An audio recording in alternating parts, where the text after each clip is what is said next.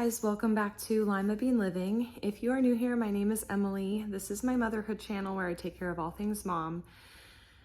And hopefully I won't start crying in this video. Unfortunately, that will now include a miscarriage. I went in for my first appointment this past Wednesday. I'm filming on a Monday, so it's almost been a week. And I'll give more details now that I'm not sobbing in my car. But I went in, they did no urine or blood test. I just got weighed, answered a number of questions that you would anticipate to answer when you go in for a doctor's appointment at the OB. And then when a room opened up, went in there, they asked me to get undressed. We agreed that we'd do a pap smear because I'm at a new doctor's office and it's been like 2 years or whatever. So they said, we're gonna do that first. It was, uncomfortable, as most of you, I'm assuming all of you women would know. And then they did the transvaginal ultrasound. I believe that's what it's called. It was the first time I've ever had one of those. In the past, they've always just asked me to come with like a full bladder and they would do an ultrasound on my stomach. And so I was a little nervous about that, but I was surprised at how much better it was than the pap I just had. So, I'm laying there and the doctor's like, okay, she sees the baby, I see the little sack. And so I'm like, okay, I'm so excited.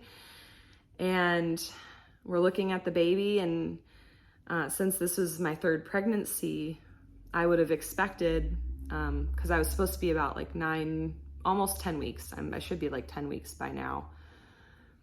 And usually when you're looking at the ultrasound, for those of you who haven't had this experience, but you see the little baby, and then right in the center of the chest, a little area, you usually see a little just fluttering. That's the heart beating. And I didn't see that. And I was like, I don't see the heart fluttering. And the doctor's like, neither do I. And she just said, well, keep looking, She's taking measurements, said that the baby was measuring, I think 7 weeks and 5 days, and I was supposed to be 9 weeks and 4 days or something like that. So the baby's measuring smaller and doesn't appear to have a heartbeat. She called in another doctor to confirm that there's no heartbeat seen. And I'm just on the table, looking at the ultrasound of my baby and just, kind of quietly crying. I more loudly cried, I think, once they left the room. And the doctors were very comforting. I know that it's part of their job and it's probably part of their training just to be like, I'm so sorry that this happened to you. They, held my hand or my arm because I was there by myself. I didn't have my husband there or another adult with me. I was just expecting it to be just another, doctor's appointment like all the other ones I've had to pretty much go to by myself. Juan's rarely been able to make it with me just because of different life circumstances in the past. So I wasn't expecting this.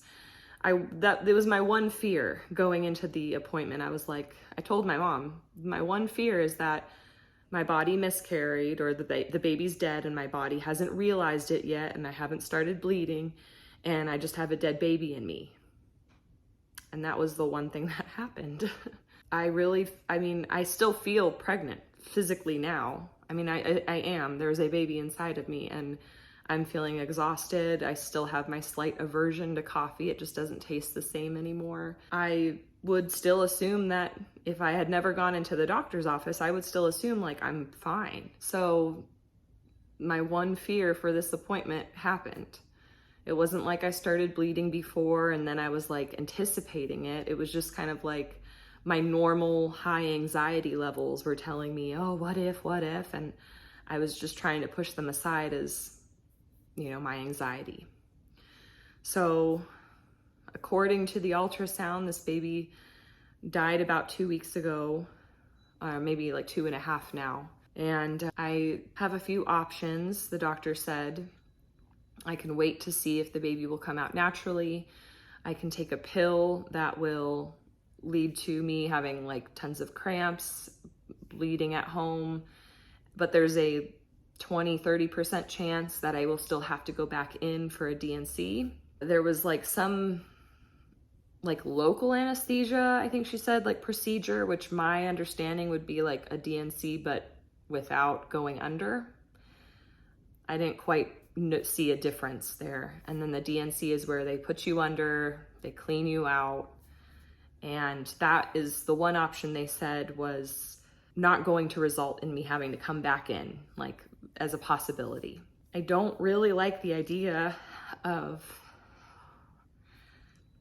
my baby being vacuumed out of me, probably then in pieces and just being sent to pathology. I know that there are some Catholic cemeteries that, you know, give you a little box and you can bury your child, and I don't think it costs anything because it's just such an unfortunate experience. And ideally, that's what I'd like to do, because I really believe that this baby is just as valuable and just as loved as my other children, even though the baby didn't live that long. So ideally, I'd like to pass this baby on my own. And since the baby was already dead for about 2 weeks, the doctor said she feels comfortable with me waiting 2 more weeks to see if, you know, my body will just kind of do what it needs to. If after 2 weeks, which is now, you know, a week and a half away, I do have a scheduled appointment to whether or not whatever happens, like to see my doctor. If after those 2 weeks, you know, then I have to decide, do I take that pill? Do I go do a D&C? Do I have that third option? And I think what I'm leaning towards now, even though I don't like the idea of my baby being suctioned out and just sent away, I think I will, if I can't pass the baby naturally, I'll probably end up having a D&C procedure just to make sure that, you know, nothing's left behind or, you know, maybe affecting a future pregnancy. I really don't want that to be the case, but I think that that will happen if I can't pass this baby naturally. That being said, I haven't started bleeding or anything. I mean, I can't even say I'm experiencing cramps, but like very subtle cramps. Like not like what I would consider to be cramps, but maybe just like a not normal, but not cramps, like somewhere in between. So that could just be me overthinking. Like if I didn't know, if I hadn't gone in for the ultrasound, I would have just, I don't know, I probably wouldn't even think anything of it. But before I do get a D&C, assuming that I don't pass this baby on my own, which is what we're praying for, unless God decides otherwise and gives me a full-on miracle. But I do plan on getting another ultrasound just for my peace of mind, because I mean, I have family members who are like, what if it was a mistake? What if you were really only 7.5 weeks along and, you know, they just can't see the heartbeat then, or all these what ifs. And I'm trying not to get my hopes up, because had I had my longest cycle, which my cycles range from like 25 to 35 days. Had I had my longest cycle, the baby still should have been like a week bigger, you know, measuring a week larger. And with no heartbeat, like me seeing it, I'm just like, you know, I truly believe that unless God decides to perform a miracle on this little baby, which I believe he is fully capable of, if that's in his will. But unless that's in his will to perform a miracle on this little baby, I do think that this baby is in fact, you know, dead and has been dead a while. So I just want an ultrasound to see that the baby is the same size, to see that there's still no heartbeat before any external measures are taken to help me in the process of finishing this miscarriage. And like I said, you know, I'm trying not to get my hopes up. Although my sister shared that a friend of hers went in for a doctor's appointment, the doctors couldn't find a heartbeat, and then they were telling her you need a D&C and all this other stuff, and then she went in for another ultrasound and they're like, oh, your baby's alive. And so like I really don't want that to be the case with me. That is definitely why like I need another ultrasound for my peace of mind. And my doctor was like, of course, we can of course do that. So I'm thankful that she wasn't like, oh no, you know, I don't know why she would, but you know, I'm grateful that if it gets to that point where nothing's happened with me, you know, then I can at least have that peace of mind before moving forward. So as I mentioned, in about now 1.5 weeks, I'd have a scheduled appointment whether or not I pass the baby on my own. And I don't plan on going in unless my doctor said I develop different symptoms. So she said like nausea, throwing up, fever, chills, foul smelling discharge. If I do start bleeding and I bleed through like 2 pads in 2 hours or some crazy amount of bleeding, or if I have cramps that are like way worse than just my worst period cramp. I think those were all of the symptoms. If I develop any of those, definitely I need to go, I believe, to the emergency room. And I mean, hopefully it won't get to that, and hopefully I won't have to deal with that, because now I'm like, oh great, do I bring my kids with me if I'm just, you know, bleeding out or whatever? Like Juan's work is far enough away where it would be definitely like an uncomfortable wait for him to hurry up and get here. So, you know, hopefully those cases won't happen. So just to wrap up this little update video, I really want to thank you guys for your prayers. I feel surprisingly peaceful. I haven't cried that much since Wednesday. There have been moments where I, you know, start to dwell or start to think of it, and then just the tears come. But I really attribute it to all of the prayers that you guys have been sending my way. I feel just peaceful about it. I'm still sad, but I would have imagined I'd be in a much worse state if it weren't for all of you praying for me and for my family. There obviously are days where I'm just, because I'm still technically pregnant, like I'm exhausted already, and then to add on this emotional distress, like I want to just lay in bed, but I can't.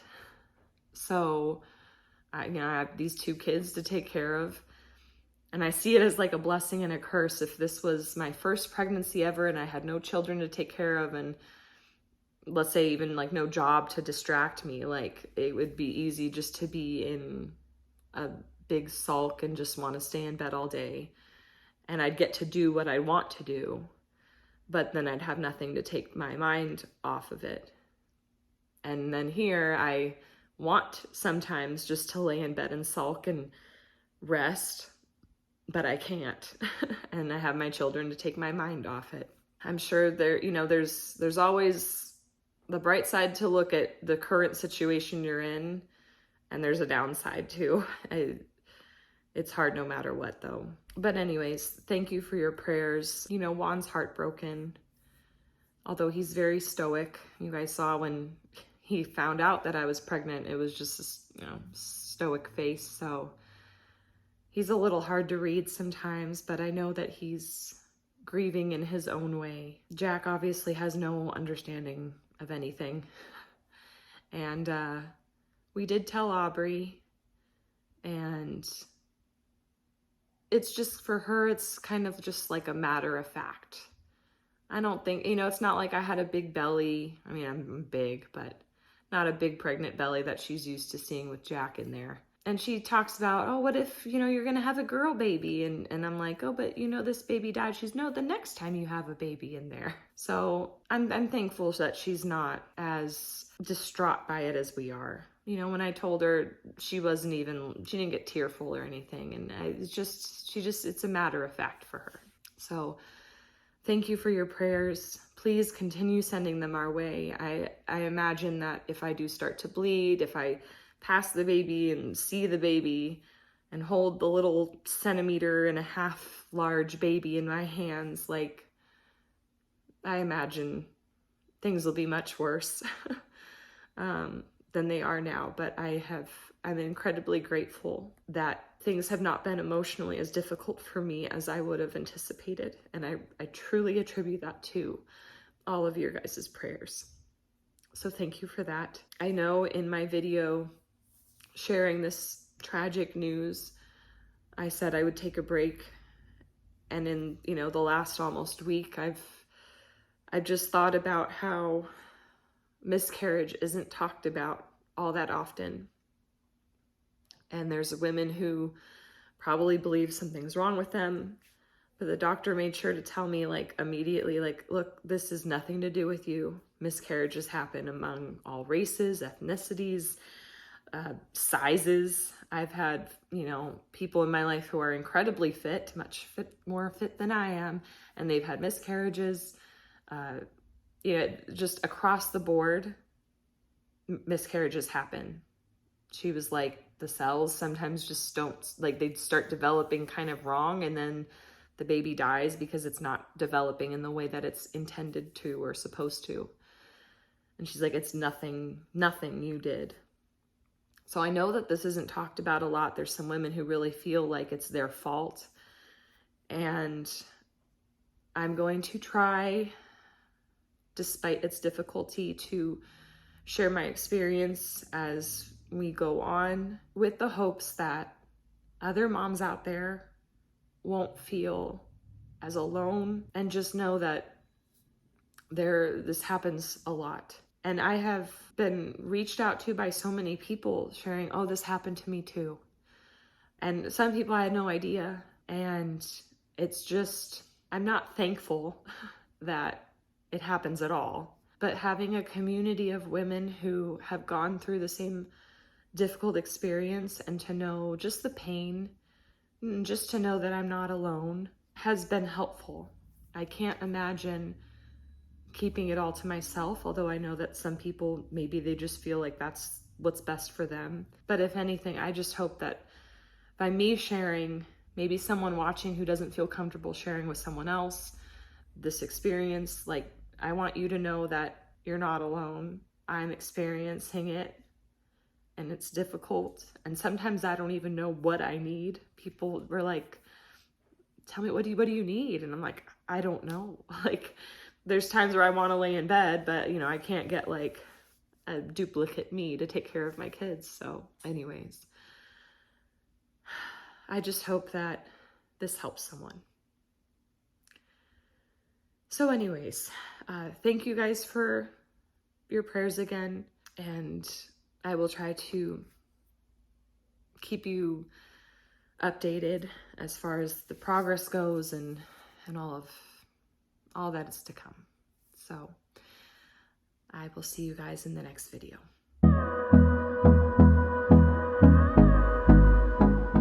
Woohoo! You've made it to the end of the video. If you didn't know already, every Monday and Friday, you can find motherhood and lifestyle content on this channel.